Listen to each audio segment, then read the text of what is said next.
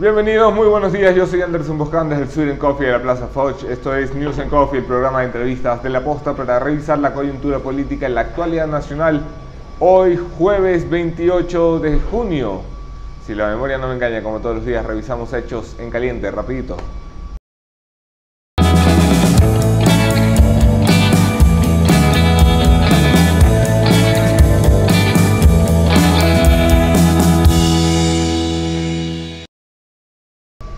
En caliente solamente hay un hecho noticioso del que hablar y es la visita de Mr. Vice President Mike Pence. El vicepresidente de Estados Unidos arribó ayer por la tarde al Ecuador en la ceremonia protocolar. Saquen ustedes la conclusión que quieran. No fue recibido por la vicepresidenta María Alejandra Vicuña, sino por el canciller de la República y los embajadores de cada país. El señor vicepresidente será recibido hoy por el presidente de la República, sostendrá una conversación en el Palacio de Carondelet y su agenda tiene un enfoque plenamente, tiene dos enfoques. Por un lado está en una gira para tratar de recuperar a los países flojos en la lucha contra los excesos de Nicolás Maduro en Venezuela y por otro lado tiene una fuerte carga empresarial y comercial. ¿Qué tanto puede cambiar las cosas en la relación bilateral y qué tanto money vamos a ver después de la visita de Mike Pence? Se lo pregunto a mi invitado esta mañana, Felipe Rivadeneira, director de la Cámara de Comercio de Quito, expresidente de FEXPORT y un buen amigo de esta casa. No se vayan.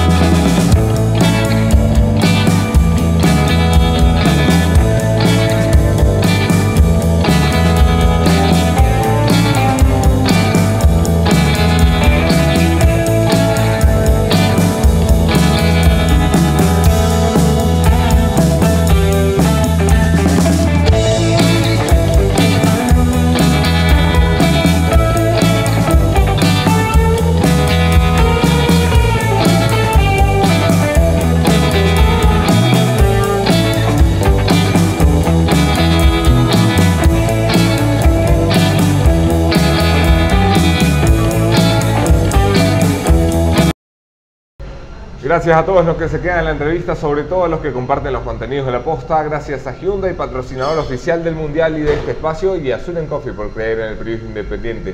Yo soy Anderson Boscan en todas las redes y ese señor es Felipe Rivadeneira. Gracias por estar aquí. Anderson, gracias a ti por la invitación. Muy chévere venir acá, la verdad. Hombre, por lo menos damos cafecito para enganchar a los invitados, que si no, no viene nadie. No, y el té chai que hay aquí, que es adictivo el té chai. Visita del vicepresidente Mike Pence. ¿Importante o sobredimensionada? A ver, yo creo que es histórico. Es histórico. ¿Por qué es histórico? Porque yo creo que cuando un evento no se repite dentro de un periodo de tiempo de 10, 20 años, en este caso desde el año 1984, ¿no? que vino George Bush cuando era George Bush padre, ¿no? Cuando era vicepresidente de Ronald Reagan, vino a la transmisión o a la posesión de Federico Cordero.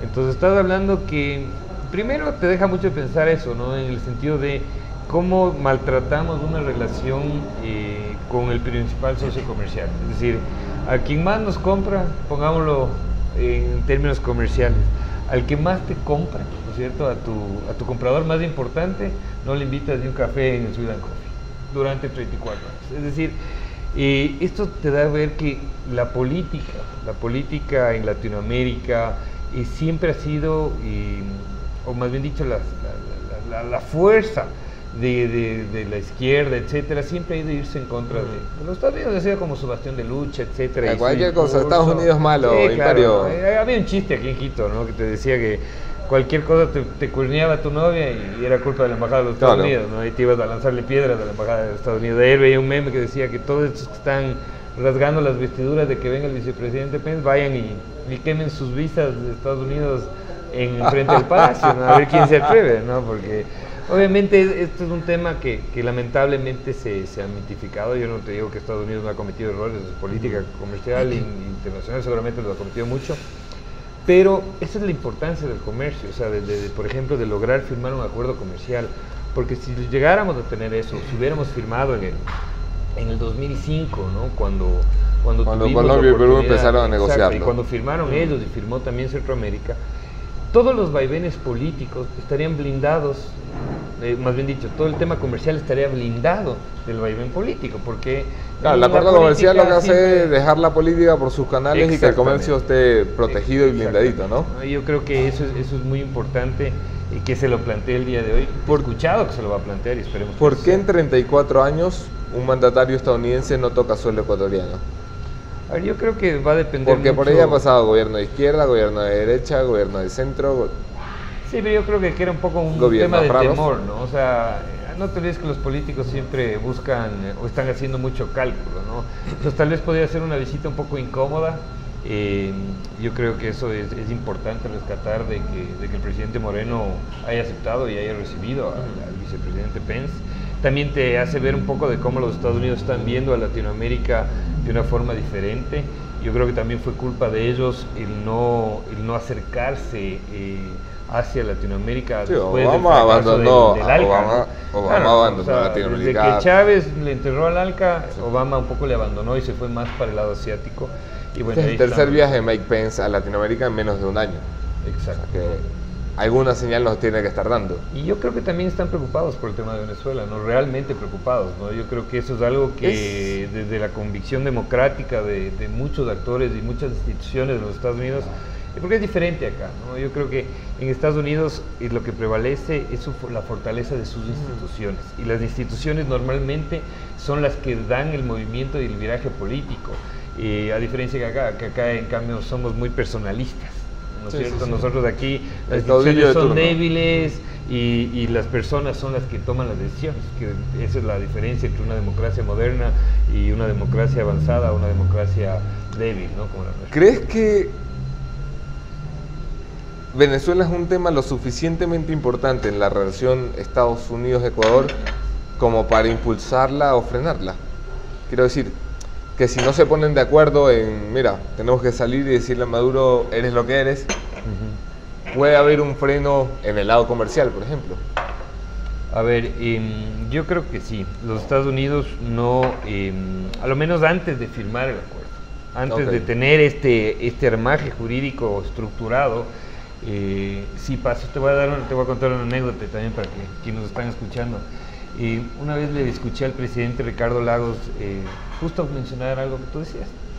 Él les decía que ya habían suscrito, Chile ya había suscrito el acuerdo comercial con los Estados Unidos y había el momento de la invasión a Kuwait. Entonces el presidente Bush le llama, Chile era parte de los 5 de la ONU, del Alto Comisionado de las Naciones Unidas, y claro, y Ricardo Lagos comentaba la historia como diciendo que al principio empezó la conversación Ricardo, George, bueno, todo muy cordiales, etcétera, como grandes amigos, y cuando Ricardo Lagos le dijo que no le iban a apoyar a ¿cómo se llama?, a la incursión en Irak, se despidieron como, ok, Mr. President, bye, Mr. President, o sea, la relación se terminó. Pero eso no afectó en absolutamente nada el tema comercial. ¿Por qué pongo esta anécdota? Porque si eso hubiera sucedido sin la firma del acuerdo, los Estados Unidos sí tienden, y hay que ser sinceros, sí tienden a un poco decirte, ok, yo me acerco a ti, porque hay que ser reales, ¿no? Ecuador es una economía pequeña, somos un país chiquito, es decir, no es que estamos en la prioridad a uno de los Estados Unidos, ¿no? Estados Unidos es un país Estados que Unidos no puede vivir sin el acuerdo comercial con Ecuador. ¿no? Y Estados Unidos además tiene temas importantes a nivel internacional, o sea, es una potencia mundial, entonces del equilibrio que ellos manejen a nivel internacional puede depender mucho de los destinos del mundo, ¿no? Entonces hay que aprovechar esas coyunturas. Y si Estados Unidos a la final viene por un tema específico, seamos inteligentes. Aprovechemos que nos regresaron a ver y aprovechemos del Además, momento, ¿no? En estos momentos en los que el país ha becado a María Fernanda Espinosa en la ONU para que sea un problema del mundo y ya no del Ecuador, el señor José Valencia, que es el primer canciller que tenemos en este país en 11 años, en la misma semana en que recibe el vicepresidente de Estados Unidos, ha condenado los excesos sangrientos con muerte en Nicaragua, algo impensable hasta hace menos de un mes. ¿Crees probable que Ecuador acelere un giro de timón en ese sentido, en el respeto a los derechos humanos fuera de su territorio también? Yo creería que sí, ¿no? O sea, estoy igual más que sorprendido de se podría decir, con mucha actitud de agradecimiento a esa designación. Es decir, como ecuatoriano me siento por fin aliviado, esa es la palabra. Aliviado de ver un canciller en los últimos 8 años que no sea del ala chavista, que no sea de esta ala de proteger una ideología a costo de sangre, que haya pasado de por las escuelas, pobreza, ¿no? etcétera, ¿no? Sí, pero bueno, él es una persona de carrera, o sea, es una Por eso, persona de sí, carrera, o sea, es un diplomático alguien... que ha hecho la tarea, o sea, que ha pasado por la escuela, que ha ido de secretario, que luego ha ido de representante ante instituciones internacionales, ¿no? Que ha salido de lanzar piedras en la calle a la Cancillería. No, y además es alguien que está convencido en el respeto a los derechos humanos, ¿no? Es decir, no alguien que disfrazaba ese tema del respeto a los derechos humanos simplemente para proteger a sus panas de los que están gobernando en el poder, que yo creo que eso es un poco lo que pasaba. O sea, tenemos las declaraciones de los antiguos cancilleres y son realmente tristes, sí, ¿no? Y yo me avergüenzo como ecuatoriano, y yo lo he puesto públicamente hacia mis amigos venezolanos, pero todo el mundo tiene amigos venezolanos, hondureños. O sea, ahora el mundo es tan globalizado, nicaragüenses que tienes de alguna u otra manera en el largo del transcurso de tu vida, hiciste amigos, y claro, te da vergüenza como ecuatoriano, ¿no? Y sobre todo que ellos asumían eso como posición del Ecuador, y lo cual no era cierto, ¿no? Yo creo que siempre es importante eso aclarar. Qué bueno saber que tienes un canciller que ya está mencionando esto, y además también no pueden tapar el sol con un dedo, ¿no? Es decir, aunque no seas convencido de convicción, decir que en Venezuela no está sucediendo algo es tapar el sol con un dedo, ¿no? Tú caminas por las calles de Quito, en esta misma Plaza Foch, y caminas y te encuentras con muchos venezolanos. Hay algunos que están haciendo entrevistas y todo. Estamos plagados en este país venezolano, hombre. No, y te das cuenta del problema social que tienen ellos, ¿no? Y además gente de muchas capacidades que hay que abrirles las puertas. Yo creo que no podemos cerrar las puertas. Y ojalá los Estados Unidos también, como vi ayer en una noticia, nos ayude también económicamente para que esto no se nos convierta en un problema por este éxodo masivo de los venezolanos, que no se convierta en un problema, puede convertirse en un problema muy fácilmente social, y no solo en Ecuador, ¿no? O sea, aquí están circulando por toda Latinoamérica, ¿no? Y esperemos que eso suceda, y como te digo, aprovechemos de esta coyuntura, aprovechemos la avenida para plantearles de ese acuerdo, ¿no? Vamos a eso, Felipe, saliendo de la parte política, entrando a la parte de dónde están los dólares. El vicepresidente de Estados Unidos viene con una agenda de preocupación por el estado de las empresas americanas en Ecuador, su protección o desprotección jurídica. Quisiera conversar sobre eso. Si esas son las preocupaciones de Estados Unidos, ¿cuáles deberían ser las preocupaciones del Ecuador expuestas en esa mesa? Bueno, a ver, lamentablemente la asamblea anterior, la nefasta asamblea anterior, la mayoría de la nefasta anterior, con las excepciones obviamente de rigor, tumbó los tratados bilaterales. Una semana antes, imagínate la sinvergüencería de esta gente. Una semana antes tumbó los tratados.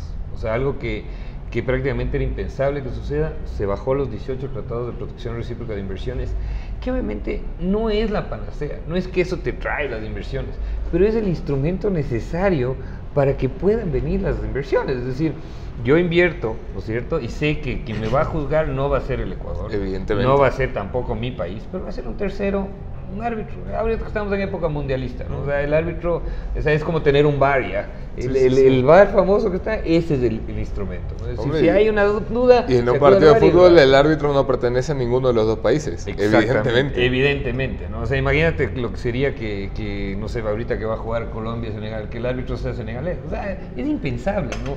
Esas cosas nos vendieron lamentablemente toda esta década pasada de una forma tan atosigante que la ciudadanía se confunde, ¿no? Pero es de sentido lógico, básico, elemental, tener una imparcialidad en eso. Entonces yo creo que eso es un tema muy complicado, que esperemos que hoy día también el ministro Campana y el presidente allí lo planteen. ¿La salida cuál es? Firmar uno nuevo. Hay que firmar un nuevo acuerdo. ¿Okay? ¿Debe pasar eso por la Asamblea? Hay que respetar la Constitución, claro, tiene que pasar por la Constitución, tiene que respetar la Constitución, porque la Constitución es la norma suprema. Lamentablemente esa norma de la Constitución nos pegó, pero hay que firmar uno nuevo. Hay voces en la Asamblea que ya hablan de la necesidad de enmendar la Constitución que nos heredó el correísmo, porque es que no se puede ir a competir en el mundo con este tipo de reglas. No puedes. ¿Eso lo veis políticamente posible? ¿Ves sectores interesados en mover las cosas en ese sentido? Una enmienda constitucional es difícil, políticamente hablando, no veo que estamos en el momento, no le veo con la suficiente fuerza al gobierno como para plantear una enmienda constitucional. Lamentablemente sería lo más ideal que reformemos, por ejemplo, este artículo que te obliga, volvámoslo a poner en términos futbolísticos para que todos los que nos ven nos entiendan. Es decir, partido Colombia-Senegal, solo puedes poner árbitros sudamericanos. Eso es lo que está en la nueva constitución. Entonces, claro, Senegal dice, oye, pero si Colombia es sudamericano, o sea, poneme que sea un árbitro europeo. No, solo árbitros sudamericanos, porque así dice mi estatuto de la FIFA de Sudamérica, de la Conmebol. Eso es lo que está ahorita en la Constitución. Entonces eso se tendría que cambiar, reformarse justamente para que no haya esa limitación.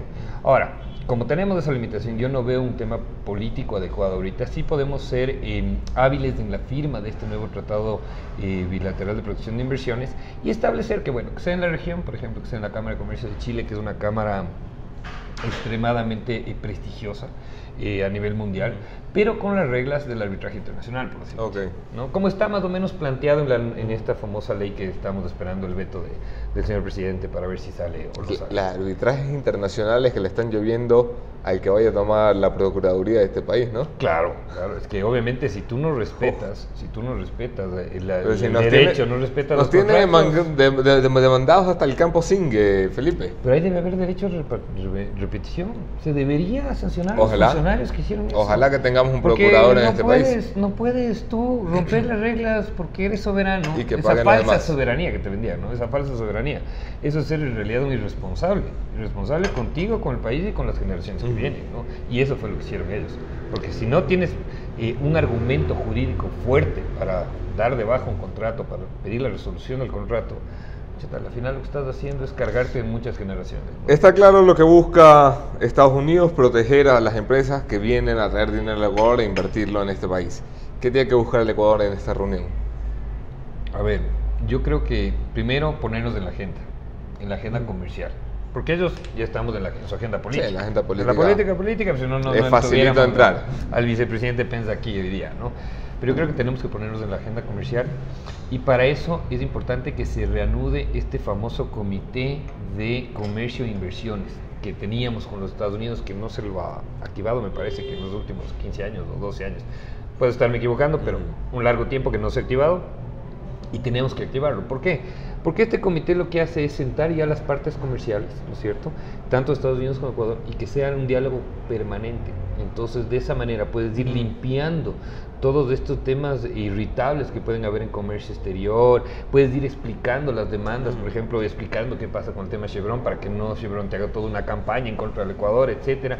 Puedes ir viendo cómo llegar a un acuerdo comercial y ver también plazos y agendas para que eso suceda, porque ahorita, por más que nosotros tengamos la intención de firmar un acuerdo comercial, y es lo que me paso un poco discutiendo con mucha gente en muchos foros, o sea, ahorita ni siquiera deberíamos discutir si es conveniente o no el acuerdo comercial, porque no estamos ni en la agenda de ellos. Claro. Esa es la triste realidad, ¿no? Un año atrás entrevistaba al embajador Chapman, entonces para Diario Expreso, y le preguntaba, ¿su país está interesado? Y me dice, mira, en mi país, si los empresarios tocan la puerta del gobierno y se interesa en un acuerdo comercial, nosotros lo buscamos. Y no existe ese interés. Ha estado aquí hace un par de semanas, le he hecho la misma pregunta, y me dice, todo depende del sector privado, que tanto el sector privado se quiera interesar. O sea que si queremos que Ecuador cierre un acuerdo comercial, hay que tocar la puerta del sector privado de las empresas a las que pisoteamos 10 años. Exacto. Y no tanto la de la Casa Blanca. Exactamente. Y yo creo que es así, porque no te olvides que hoy día hay una buena noticia. Hay una buena noticia. En el evento que se está haciendo hoy día entre FedEx por la Cámara de Comercio Ecuatoriana Americana y la Cámara de Comercio de Quito, acá en el Hotel Marriott, que es un Business and Commerce que están haciendo con muchos empresarios norteamericanos y ecuatorianos, viene el vicepresidente de la Cámara de Comercio de Estados Unidos. Ya te puedes imaginar el tamaño de esa cámara, es un monstruo, y el poder que tiene. Entonces, eso es importante, que primero levantemos las oportunidades de negocio, es decir, que el sector privado, porque el sector privado se mueve donde hay negocio. Es decir, si no hay negocio, no me voy a dar, por más buena gente, nos llevamos súper bien, podemos tomarnos un café, pero si no hay negocio, no hacemos negocio, o sea, si no hay interés. Entonces hay que levantar ese interés, hay que levantar el interés de nuestros compradores, es decir, ahí tenemos nosotros como exportadores de hacer un trabajo muy fuerte en el sentido de ir a Walmart, a estas grandes cadenas que compran las rosas ecuatorianas, el camarón ecuatoriano, el banano ecuatoriano, el chocolate ecuatoriano, etcétera, y decirles, oigan, es el momento político adecuado, ayúdennos.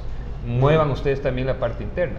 Y así un poco hicimos en el pasado también para que se nos renueve el SGP, en el tema de la TPA, siempre fueron unos... Ha sido de esfuerzo privado. Claro, es del esfuerzo privado, porque de gobierno a gobierno...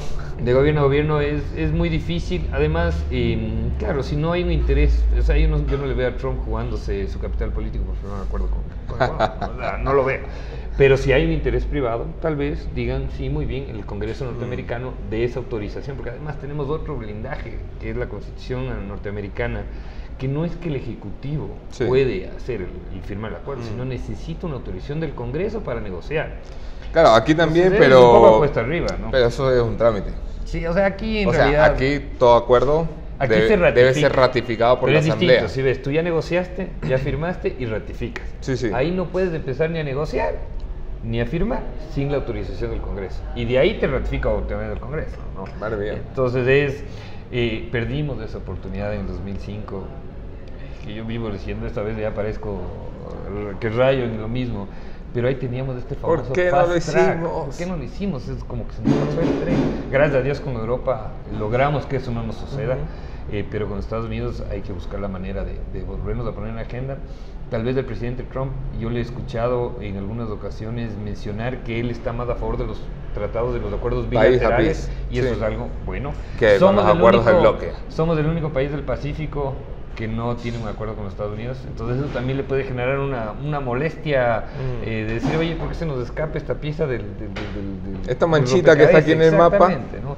Y trabajar, como te digo, lo que tú has dicho es muy bien, que todo el sector privado ecuatoriano y norteamericano trabaje en busca de eso y lograr ponernos en la agenda, que eso es lo principal.